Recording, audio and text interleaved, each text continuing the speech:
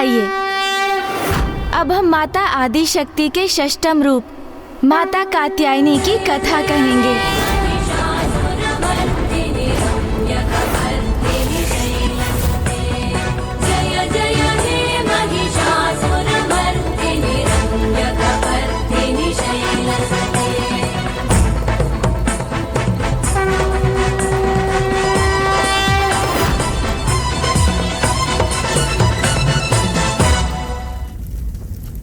माता पार्वती ने एक कुशल गृहिणी के समान कैलाश में महादेव की गृहस्थी को संजोया, किंतु वो अपनी आंतरिक शक्तियों के बल पर ही ऐसा करने में सफल हो सकी। किंतु स्त्री शक्ति उसके गृह की सीमाओं से नहीं बंधी होती है। समय आने पर अपने गृह और परिवार के साथ साथ महान त्याग कर, यहाँ तक कि अपने पति और संतानों से दूर रहने का कष्ट सहकर भी संसार के संकट और दुख हरने के लिए तत्पर रहती हैं। सत्य है ब्राह्मण देवता, स्त्री के त्याग और बलिदान की कोई सीमा नहीं है।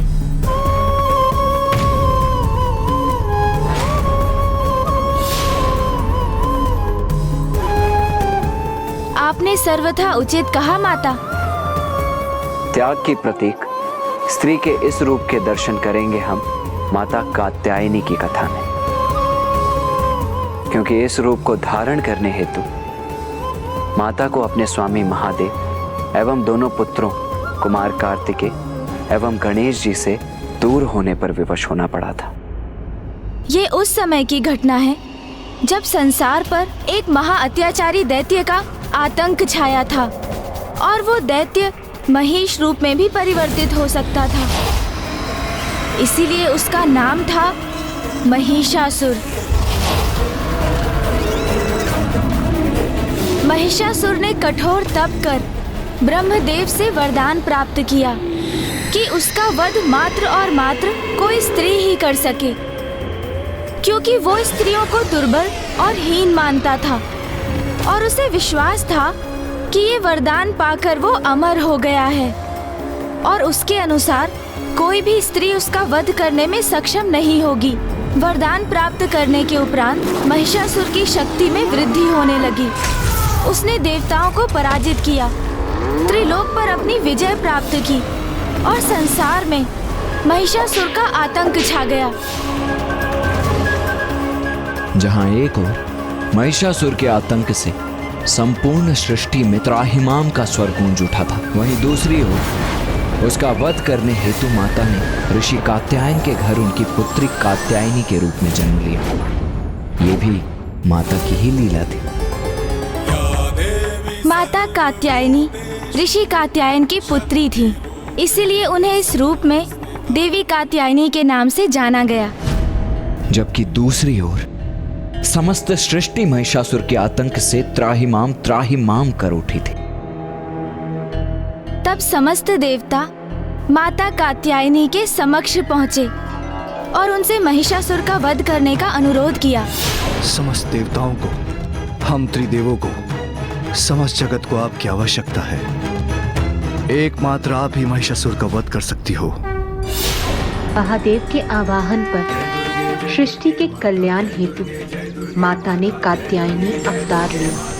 देवताओं ने अपनी समस्त शक्तियाँ एवं अस्त्र माता कात्यायनी को प्रदान किए और फिर माता कात्यायनी सिंह पर आरूढ़ होकर विंध्याचल पर्वत की ओर प्रस्थान कर गईं। विंध्याचल पर्वत?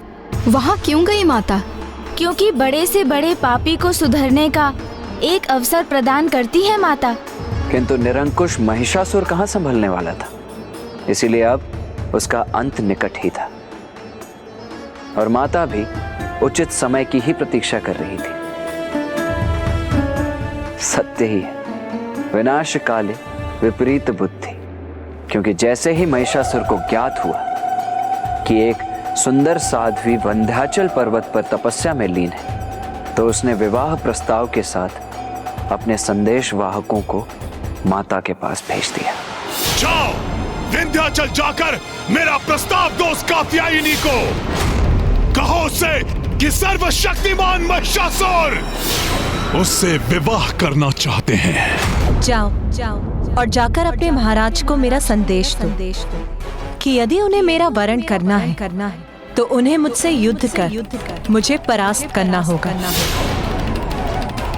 माता की चुनौती सुन महिषासुर का पुरुष होने का दंभ आहत हुआ और वो मूर्ख उनसे युद्ध करने चला गया। तब माता और महिषासुर के मध्य भीषण युद्ध हुआ और जिसमें माता ने उसकी संपूर्ण सेना एवं उसके सेनापतियों को नष्ट कर दिया। और युद्ध के अंत में माता ने महिषासुर के वक्ष पर त्रिशूल प्रहार कर उसका वध किया और संसार को उसके आतंक से मुक्त कराया।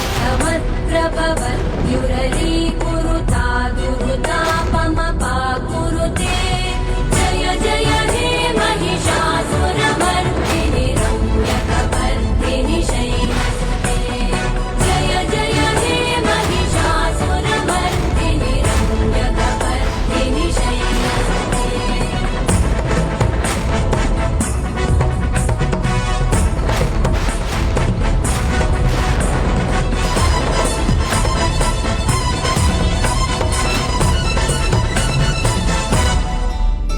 तो आइए अब हम अपने षष्टम चक्र अजना चक्र पर ध्यान केंद्रित करते हैं, जो हमारे नेत्रों के ऊपर दोनों भ्रिकुटियों के मध्य बिंदु पर स्थित है। इसलिए इसे तृतीय नेत्र भी कहा जाता है। माता कात्यायनी की प्रार्थना करने हेतु अब आप अपना ध्यान उस बिंदु पर केंद्रित कीजिए।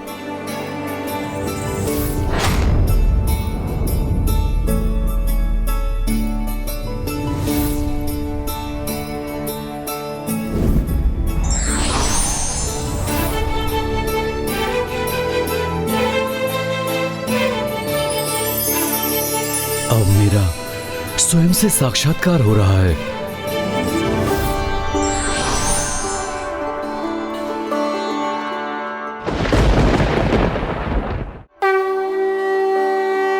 नवरात्रि के इस दिवस जो साधक माता की पूजा करते समय अपना सर्वस्व समर्पित करते हैं, उन्हें माता दिव्य दर्शन देती हैं और माता की कृपा से उसे अर्थ, धर्म, काम, मोक्ष इन चारों फलों की प्राप्ति होती है। और वो जब तक जीवित रहता है, मृत्यु लोक में भी उसे स्वर्ग के अलौकिक तेज का अनुभव होता है। और पूर्ण भक्ति एवं निष्ठा भाव से जो भक्त माता की पूजा करते हैं, उनके जीवन से शोक, संताप, भय सदा सदा के लिए दूर हो जाते हैं और वो साथ ही जन्म जन्मांतर के पापों से मुक्ति प्राप्त करता है। अब हम माता कात्यायनी की आरती करेंगे।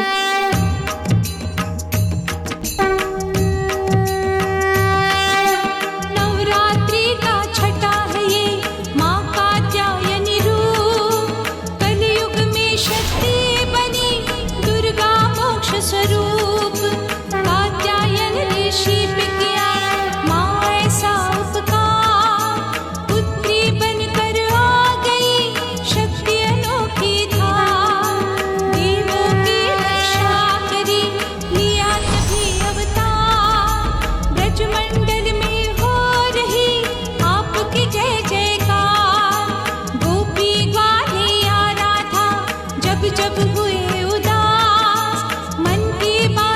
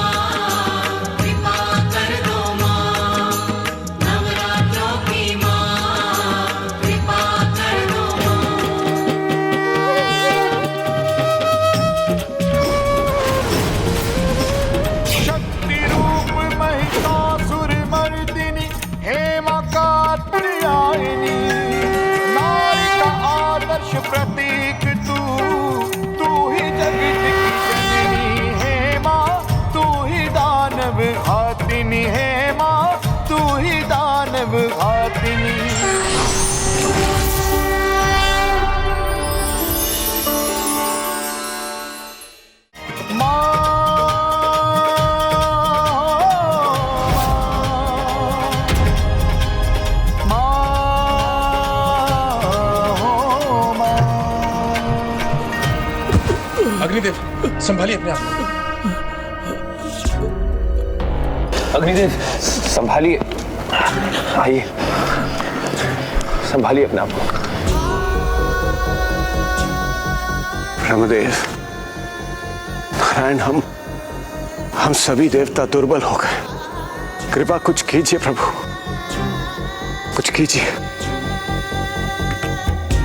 ये तो बहुत दुख की बात है कि यहाँ आप देवताओं की ऐसी दुर्दशा हो रही है और वहां वेद माता भी अपार कष्ट में है।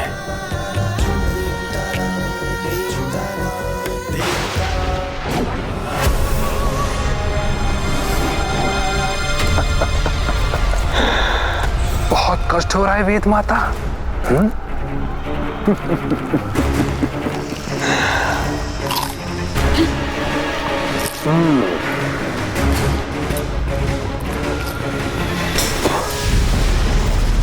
बहुत दुर्बल हो गई तुम वेद माता। बड़े दुख की बात है।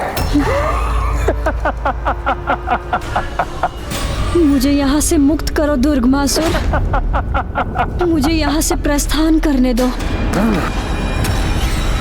वेद माता, तुम्हें मुक्त करूंगा तो संसार में ज्ञान का प्रसार होना पुनः आरंभ हो जाएगा। मनुष्य सदाचारी हो जाएंगे, ईश्वर की पूजा यज्ञ आदि में लीन हो जाएंगे।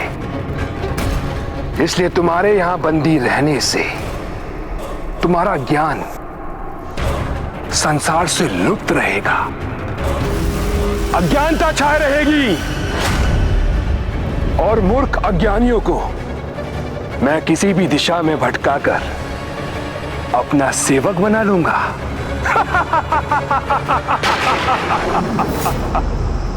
और फिर सभी मुझे दुर्गमासुर को, उस परम शक्तिशाली असुर को अपना ईश्वर मानने के लिए विवश हो जाएंगे।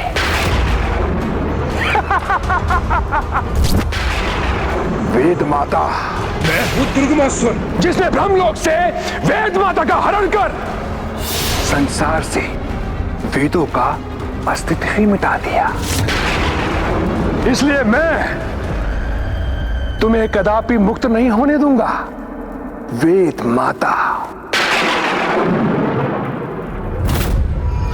माता, माता आदिशक्ति, मेरी सहायता कीजिए माता।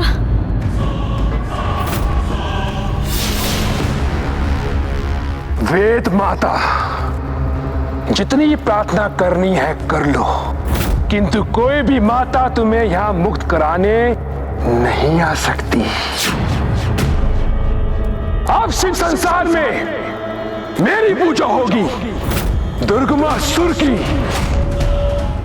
मैं संसार में इतना आतंक फैलाऊंगा, इतना आतंक फैलाऊंगा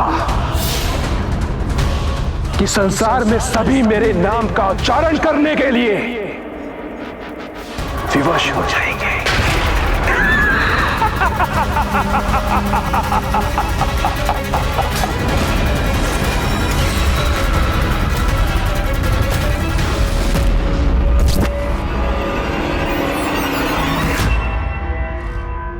हमारे पास अब समय बहुत ही अल्प है महाराज, इसलिए माता की संपूर्ण कथा का समापन करना होगा हमें, क्योंकि मुझे आभास हो रहा है कि इस समय दुर्गमासुर के कारण संसार में पापाचार बढ़ता ही जा रहा है।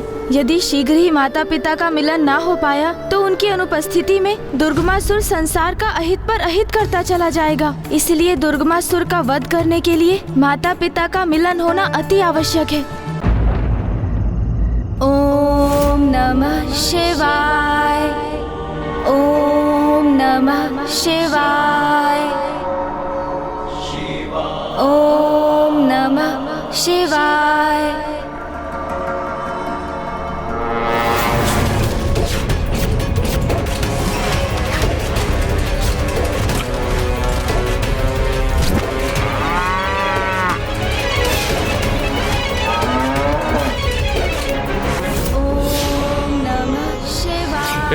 चलो शीघ्र कार्य करो, चलो जल्दी चलो, शीघ्र कार्य करो जल्दी। शीघ्र करो, चलो चलो, जल्दी चलो, चलो चलो, शीघ्र करो।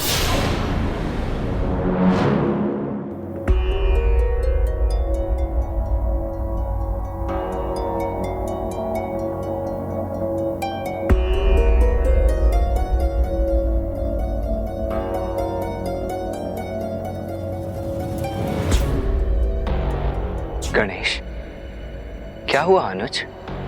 भैया, संसार में सर्वत्र पाप रूपी अंधकार का ही विस्तार हो रहा है। जो माता अपनी संतानों को सुसंस्कार प्रदान करती हैं, वही अपने कर्तव्य की अवहेलना कर रही हैं। पुरुष श्रम करने के स्थान पर मदिरा पान में ही व्यस्त हैं। यज्ञ आदि रुक गए हैं और बालकों को तो ईश्वर का नाम भी स्मरण नहीं है। अहम नमामि। किसकी प्रार्थना करूं? किसका नाम जपूं? ईश्वर का नाम स्मरण ही नहीं हो रहा मुझे। क्या करूं? और संसार की इस दुरावस्था का कारण है दुर्गमासुर का वेद माता को बंदी बनाना। हाँ भैया, वेद माता से रिक्त ज्ञान लुप्त हो गया है संसार से। मनुष्य अज्ञानता के प्रभाव में पशुता की ओर बढ़ रहे हैं। उनके विवेक अर्थात अच्छाई और बुराई के मध्य भेद करने की क्षमता का ह्रास हुआ है। इसलिए पापाचार में वृद्धि हो रही है। देखो गणेश, नवरात्रि समाप्त होने में अब मात्र 3 ही दिवस शेष है। फिर माता वेद माता को लौटा लाएंगी और सब कुछ पुनः कुशल हो जाएगा। तो चलो, अब माता की पूजा आरंभ करने के पूर्व उनके दर्शन कर उनका आशीष प्राप्त कर लेते हैं।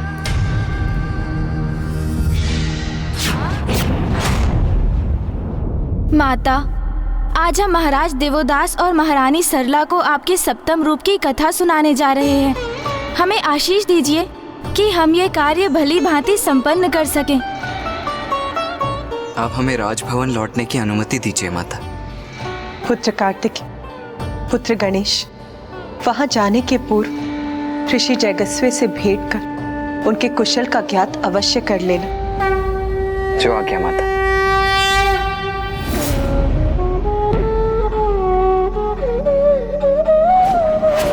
गणेश, ऋषिवर की नाड़ी में स्पंदन तो है, किंतु अत्यंत मध्यम।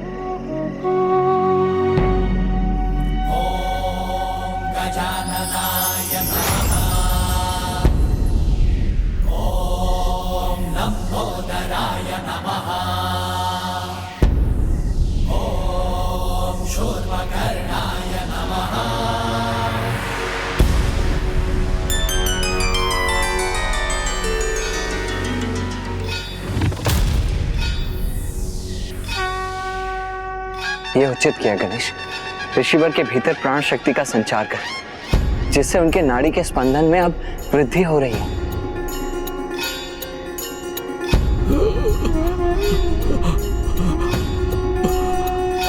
महादेव, आप आ गए प्रभु।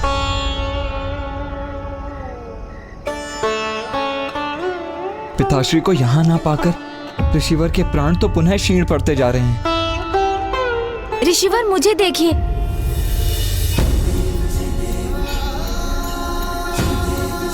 प्रथम पूज्य गणेश जी, महादेव कहाँ हैं? ऋषिवर, मुझ पर विश्वास रखिए, आपको महादेव के दर्शन अवश्य होंगे और आप अपनी पूर्ण आयु भोगेंगे। किंतु उसके लिए आपको अपने संकल्प को पूर्ण करने हेतु जीवित रहना होगा। जब महादेव मुझसे अप्रसन्न हैं, तो ऐसे जीवित रहने से क्या लाभ? किंतु अब मैं क्लांत हो चुका हूँ। तो मैं आपको प्राणायाम की विधि स्मरण कराता हूँ, जिससे आपके जीवन में नवीन ऊर्जा का संचार हो सके।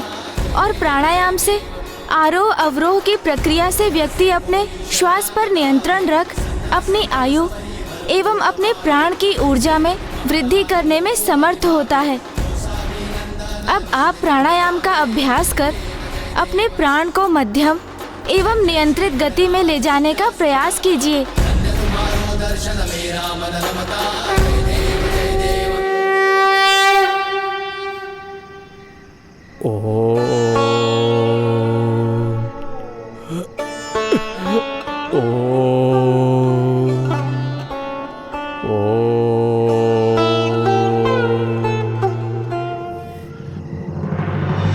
गणेश, ऋषिवर की नाड़ी का स्पंदन अब सामान्य गति की ओर लौट रहा है।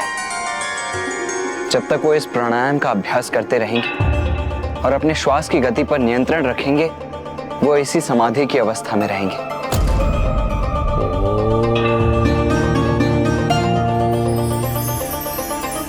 हाँ भैया, किंतु ये तो एक अस्थायी समाधान ही है और अभी 3 दिवस शेष है। हमें पिताश्री को काशी लौटाने का उपाय भी ढूंढना है। आओ गणेश, पूजा का समय हो चुका है, हमें राजभवन लौटना चाहिए अब। हाँ भैया।